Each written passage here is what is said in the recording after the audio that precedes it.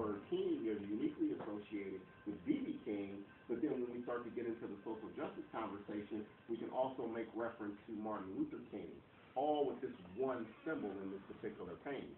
So then, when you run along the outskirts of the painting, you have milk, and then, to try to put a little context to the era, I always suggest a certain time and place connection. So we have a small glass would be 5 cents, and a large glass would be 10 cents. So when you're looking at the economy today, we know that this has to be, from yesteryear. I'm not talking about today. Then we have the word blues stenciled in, and then here we have Delta. Well, the Delta region produced some of the greatest blues musicians and has a very unique approach to the sound. Then you'll see an authentic Aunt Jemima white cornmeal wrapper.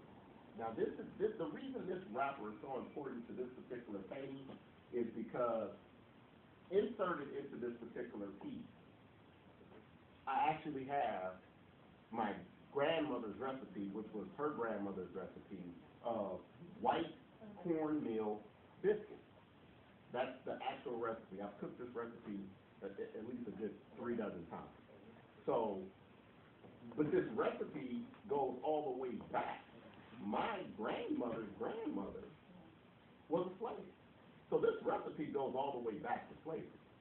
So when we start to look at this story, when we talk about cornmeal biscuits and blues, and we talk about the significance of blues music, jazz music, gospel music, and soul food, these are not stories that we should look at from a derogatory perspective or even feel sad about.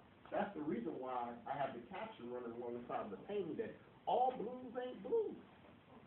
Because these are stories that we need to uplift. We need to be proud about these stories. This is not something that we should be ashamed about. This is something that we need to celebrate. And then you got the little newspaper tag in there with the word coffee on it, because my grandmother, Mrs. Cornella Cunningham, she used to make these biscuits on Saturday so she could wake up Sunday morning before church and have her biscuits and her coffee. So most people know by now who have encountered my work and have experienced me explaining my pieces know that the majority of my work is very personal. It's rooted in a lot of personal metaphors, and this one is no different. But once again, this was a tribute to the contributions that African Americans have made to the American lexicon, and I think that it's one of the ones that we should really, really start to look at more in terms of just how wonderful it was in offering a nuance of culture to the great American melting pot. Okay. You think you have to say that one more time? No.